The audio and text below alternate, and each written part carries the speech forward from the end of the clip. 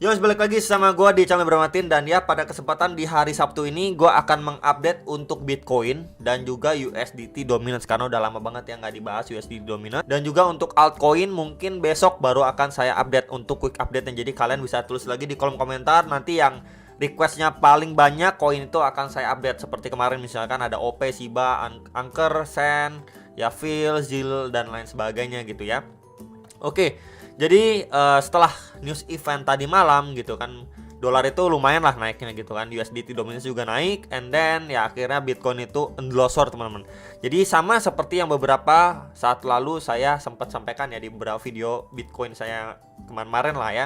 Jadi kan kemarin memang sudah teman-teman pada bilang, wah ini kayaknya start bull run ya, kayaknya ini udah bakalan Bitcoin to the moon ya. Saya pribadi masih istilahnya nggak terlalu yakin lah. Ada memang chance tapi kecil teman-teman. Lebih percaya kalau misalkan nanti ketika memang kita mengalami kenaikan lagi, itu adanya bantingan sekali lagi, baru nanti lanjutin perlahan nanjak lagi lah. Kurang lebih seperti itu yang saya pribadi nih, yang saya pribadi percaya. Cuman kan balik lagi ya kan, kepercayaan itu kan balik lagi ke teman-teman sekalian seperti apa.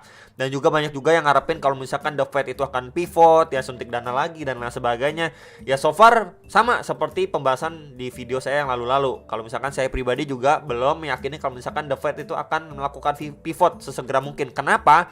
Ya alasannya karena target dari penurunan inflasi mereka masih jauh. Dan juga yang kedua adalah dari segi istilahnya kenaikan suku bunganya. Mereka kan masih terus akan menaikkan suku bunga, dan itu juga udah di istilahnya jawab juga ya beberapa pertanyaan dari kakek Powell juga terkait perihal hal tersebut gitu ya. Kalau misalkan mereka tentunya akan tetap menaikkan suku bunga ya, at least sepanjang tahun ini. Kita masih nggak tahu ya apakah cuman sampai kuartal 3 atau sampai kuartal 4 ya.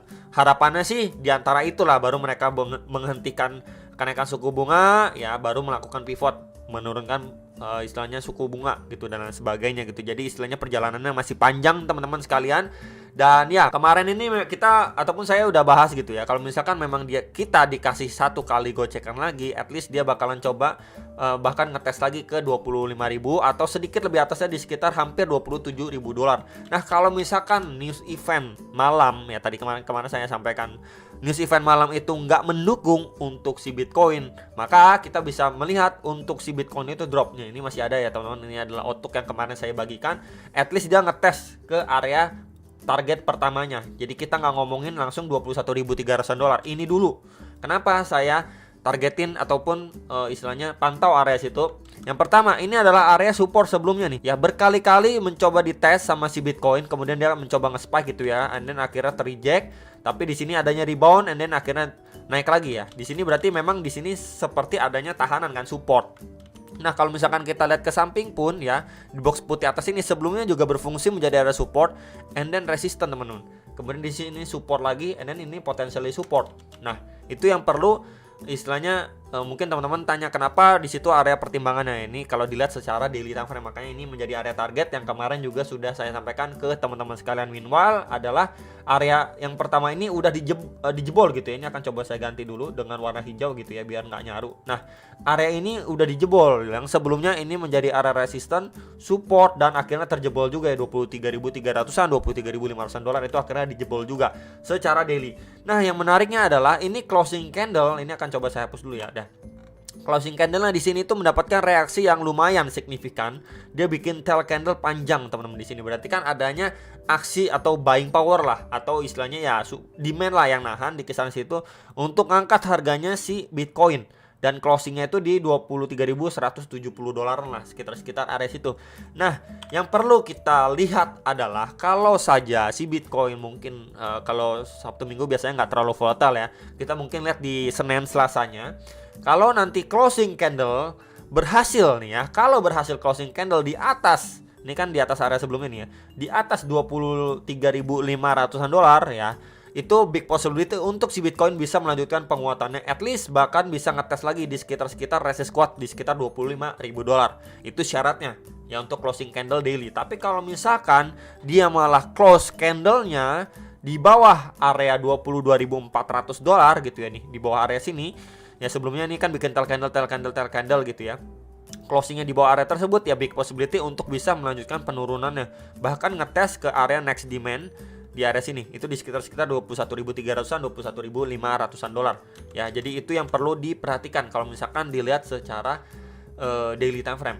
Nah, apakah ini kalau dilihat secara daily-nya ini sudah memasuki downtrend? Ya, overall saya pribadi belum melihat ini overall downtrend gitu ya. Nah, kenapa saya overall tidak melihat ini sebagai sebuah downtrend gitu? Karena ini terlihat masih uptrend, teman-teman ya. Terlihat masih uptrend. Di mana uptrendnya? Kita bisa lihat di sini.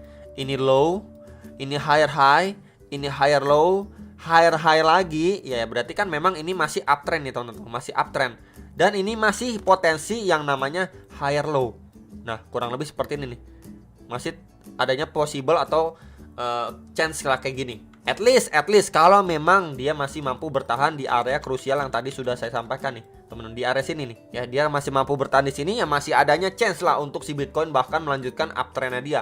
Kalau misalkan kita lihat dari skenario yang ini ya, untuk secara daily time frame. Tapi kalau misalkan secara bigger picture ya dia masih downtrend. Tapi kalau misalkan kita lihat dari istilahnya pergerakan terakhir secara daily-nya, ya ini masih tergolong uptrend.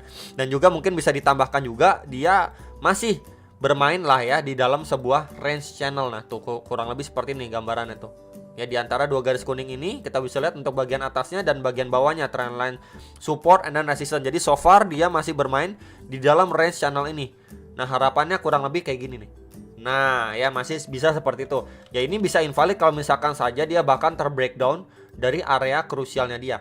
Tuh, teman-teman ya. Jadi itu secara daily menurut pandangan saya. Ya, menurut bagaimana menurut teman-teman bisa ditulis di kolom komentar bawah video ya. Nah, kemudian kalau kita lihat untuk Bitcoin secara time frame 4 jam ya, yang menarik lainnya adalah selain ini kalau misalkan dibahas secara zonasi gitu ya. Ini kan sebelumnya menjadi area support, resistance, and then become support lagi.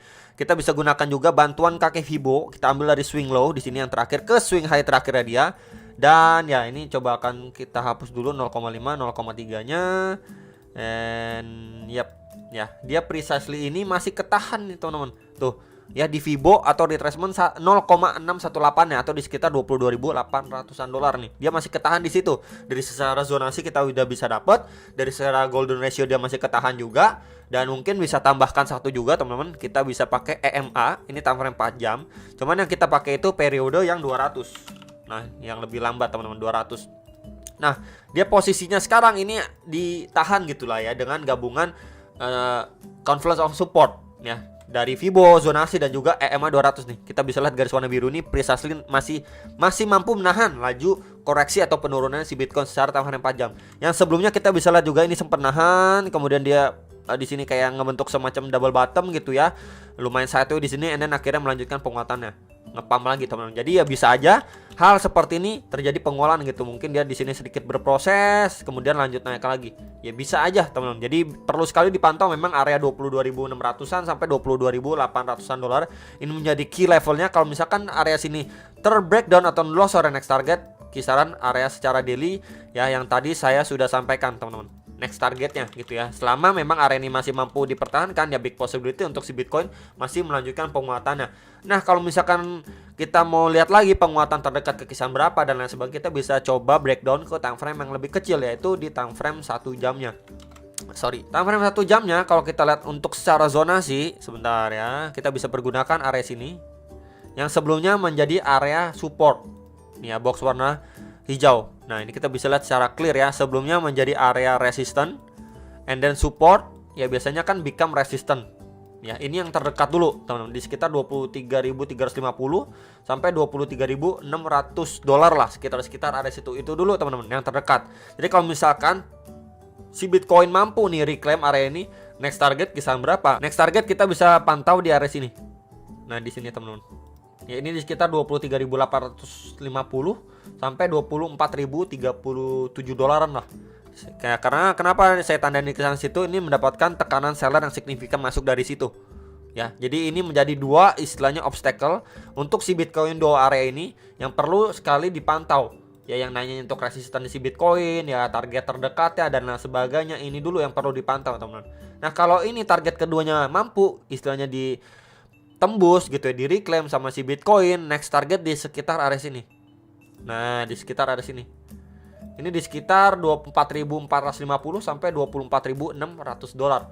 Ya, ini juga tekanan seller datang signifikan dari sini Kemudian dari sini juga ya, kemudian di area sini adalah area support sebelumnya become resistant. Jadi ini bisa dipantau untuk beberapa resistant si Bitcoin. Ya, dia istilahnya masih mampu naik seberapa kenceng sih, apakah dia kepentok di terdekatnya aja atau mampu reclaim untuk naik bahkan sampai ke target ketiganya. Ya perlu sekali dipantau dengan syarat adalah area support ini, key levelnya ini ya tuh. Kalau kita lihat secara time frame 1 jam juga kelihatan ini sempat dia naik, kemudian dia retrace di area sini sebentar nih ya, tuh di sini. Retrace sebelum dia lanjut rally lagi, jadi kayak rally base rally. Dan kalau kita lihat pada pergerakan sebelumnya juga menjadi area resistance and then support juga ya. Jadi kenapa alasannya saya tandain di kesana sini untuk menjadi area pantauan gitu, karena bisa aja ketika memang sekarang ini perspektif orang-orang, wah ini kayaknya Bitcoin bakalan siap lanjut drop signifikan dan sebagainya, malah di sini dinaikin dulu sama bandarnya. Tinggal kita lihat dulu naikinnya sampai seberapa kenceng, apakah ke target 1 doang, 2 atau bahkan ke target 3-nya gitu ya, buat nge-squeeze orang-orang yang misalnya nge-short dan lain sebagainya. Ini wah ini bakalan dump lagi ke 21, ini kayaknya bakal dump lagi ke 20, wah ini kayaknya bakal dump lagi ke 18.000 atau bahkan ke 10.000 gitu ya. Malah di-squeeze lagi ya. Jadi ini bisa aja terjadi seperti pengulangan sebelumnya. Kalau misalkan kita lihat sebentar ya, ini coba saya geser ke ini aja deh ya, daily-nya biar lebih enak ngeliatnya. Sama seperti ini teman-teman ya. Ketika di sini udah naik gitu ya, kemudian ini drop lumayan signifikan, pasti banyak juga yang beranggapan wah ini kayaknya bakalan drop lagi, bahkan ngetes 18 ribuan lagi atau bahkan lebih drop 10.000 lagi. Malah di area sini dinaikin lagi sama bandar. Wah ini kena reject lagi, drop lagi. Wah ini kayaknya bakalan lebih dalam lagi, potensi double top dan lain sebagainya. Malah dinaikin lagi. Nah baru ketika orang-orang udah berpindah ya, istilahnya pandangannya wah ini berkali-kali naik, kayaknya sih kuat, kayaknya ditahan, kayaknya kuat, kayaknya ditahan, baru akhirnya dibanting teman-teman. Jadi bisa aja pengulangan seperti ini. Ini adalah skenario atau alternatif skenario yang bisa dipertimbangkan buat teman-teman sekalian ya, untuk si Bitcoin khususnya. Oke? Ya jadi udah saya sampaikan juga. Next, ini terakhir pembahasan untuk USDT dominance-nya. Ini adalah istilahnya coret-coretan yang udah lama banget gitu ya. Saya bahas ini sering banget ya, bahas USDT dominance waktu itu, dan udah lama banget nggak bahas. Jadi kali ini kita bahas dulu USDT dominance-nya. So far dia masih ketahan ya di area box warna merah ini. Nah tuh precisely dia masih ketahan. Sebelumnya ini berfungsi untuk menjadi area resistance, support ya, dan sekarang ini dites lagi. Dan ya kalau kelihatan ini sekilas seperti double bottom nih potensinya nih. Tuh ya, seperti double bottom potensinya. Ya, kurang lebih seperti itu. Nah, yang menarik kalau kita lihat untuk pergerakan si USDT dominance seperti ini kan secara daily nih. Kita bisa breakdown lagi ke time frame yang lebih kecil, bahkan ke time frame 4 jamnya. Nah, di time frame 4 jam setelah dia mengalami pemantulan, ini dia lagi ngetes ataupun ya menjumpai lah ya area supply di sini, teman-teman. Ya, tuh di kisaran sini. Di sini terakhir kali ini mendapatkan reject crash, teman-teman. Kemudian drop. Nah di sini mantul lagi dan dites lagi.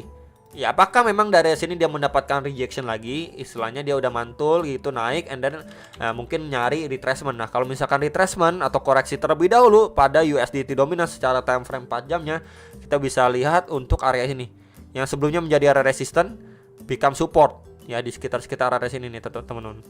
Nih tuh sebelumnya juga berfungsi menjadi resistance become support. Ini di sekitar 6,78% sampai 6,83%. Itu yang pertama dulu. Lalu yang kedua kita bisa lihat untuk area yang sedikit lebih bawahnya di sekitar area sini. Nah, ini di sekitar 6,59 sampai 6,65%. Jadi tinggal dipantau dulu aja kalau memang dia retrace, itu adalah targetnya dulu yang terdekat di sekitar area berapa.